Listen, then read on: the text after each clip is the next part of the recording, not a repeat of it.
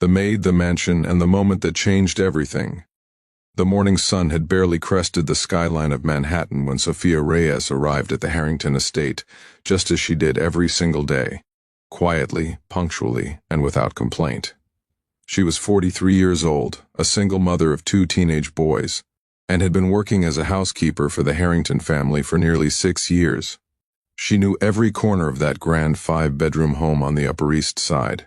She knew which floorboards creaked, which windows let in a draft in November, and exactly how Mr. Harrington liked his morning coffee.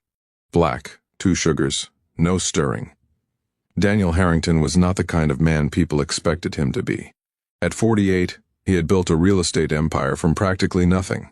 Born to a middle-class family in Ohio, he had clawed his way up through hard work, sleepless nights, and more failures than he liked to count. He was sharp, decisive, and ruthless in business. But those who truly knew him understood there was something different underneath that tailored suit and commanding presence. He had a conscience, a real one. It was a crisp Tuesday in October when everything changed. Daniel had flown back early from a business trip in Chicago. A deal had closed ahead of schedule, and rather than stay an extra night at the hotel, he had taken the red-eye flight home. His assistant had tried to reach his wife, Victoria, to let her know, but Victoria had apparently been too busy hosting her weekly gathering of socialite friends to answer her phone. Daniel slipped through the front door quietly, not wanting to disturb anyone. He set his briefcase down in the foyer and loosened his tie. From the living room he could hear the familiar sound of crystal glasses clinking and polished laughter drifting through the hall. He was about to head upstairs when he heard something that made him stop cold. A voice, sharp, cutting, and unmistakably cruel. "Do you even understand English? I said take this glass and bring me a fresh one. Is that really so complicated for someone like you?" Daniel recognized the voice immediately. It belonged to Claudia Bennett, one of Victoria's closest friends, a woman who wore her wealth like a weapon and sharpened it on anyone she considered beneath her. He stepped silently toward the living room doorway and looked in. Sophia was standing in the middle of the room holding a serving tray, her knuckles pale from gripping it so tightly. Her eyes were glassy, clearly fighting back tears. Around her sat 5 women, Victoria included, all watching the scene unfold with varying degrees of amusement and discomfort. Claudia sat with her legs crossed, swirling her wineglass with deliberate slowness, staring up at Sophia like she was something unpleasant tracked in from outside. "My God, Victoria," Claudia said with a theatrical sigh, loud enough for the entire room and clearly for Sophia to hear. "Where on earth do you find these people? She's been standing there like a statue for 2 minutes. I honestly don't know how you manage." A couple of the women laughed softly. Victoria said nothing, just shifted uncomfortably in her seat. Sophia swallowed hard. "I'm sorry, ma'am. I'll get you a fresh glass right away." "You should be sorry," Claudia snapped. "And stand up straight when you're in a room like this. Have some dignity, for heaven's sake." That was the moment Daniel walked in. The room fell instantly quiet. Every woman turned to look at him. Some looked surprised. Some looked relieved. Claudia's expression shifted from contempt to a practiced social smile in under a second. "Daniel, what a surprise! We didn't expect you back until tomorrow," Victoria said, rising quickly from her seat. But Daniel wasn't looking at his wife. He was looking at Sophia. He crossed the room with the calm, measured pace of a man who had closed billion-dollar deals and never once raised his voice to do it. He stopped directly beside Sophia and turned to face the group of women. "Sophia," he said, his voice quiet but clear, "would you please set the tray down for a moment?" Sophia blinked, startled. "Of course, Mr. Harrington." He waited until she had placed the tray on the side table. Then he looked directly at her, not at the guests, not at his wife, directly at her and said, "I want to apologize to you." The room went absolutely still. You could have heard a pin drop on that marble floor. Sophia stared at him, confused. "Sir?" "You have worked in this home for 6 years," Daniel said. "You have been reliable, trustworthy, and kind. You have treated this house with more care than most people treat their own homes. And you deserve to be treated with respect, in this house and everywhere else."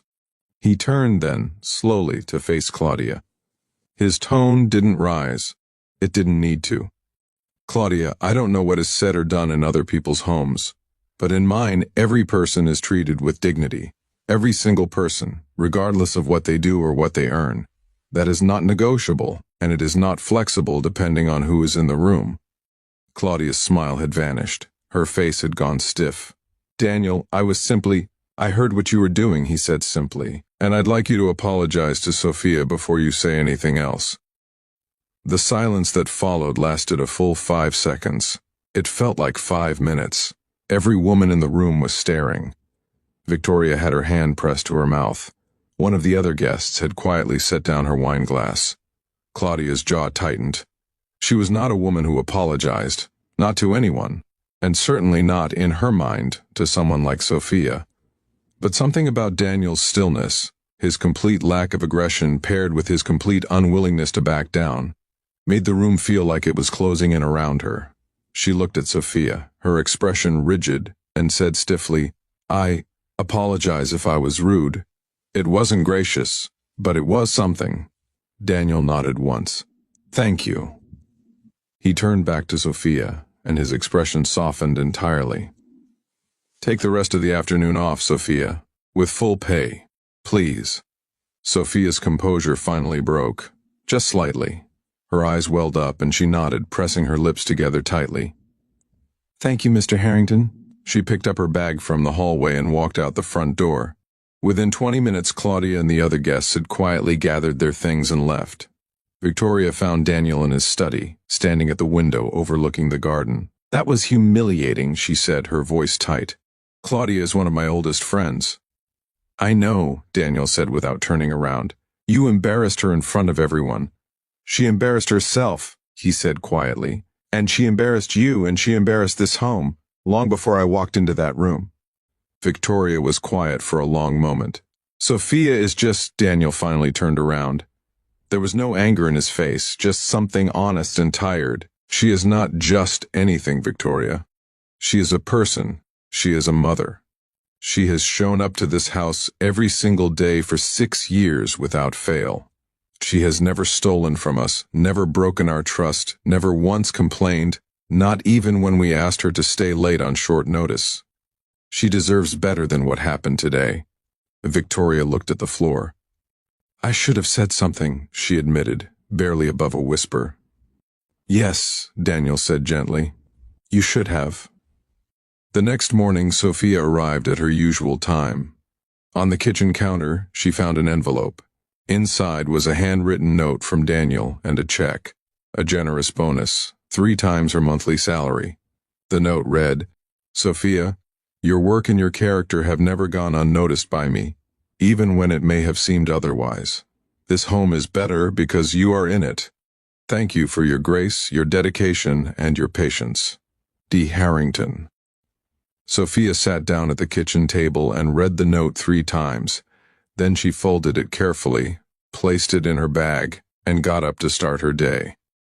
Word spread, the way it always does in those circles. People talked about what Daniel Harrington had done. Some admired him, some thought he had overreacted.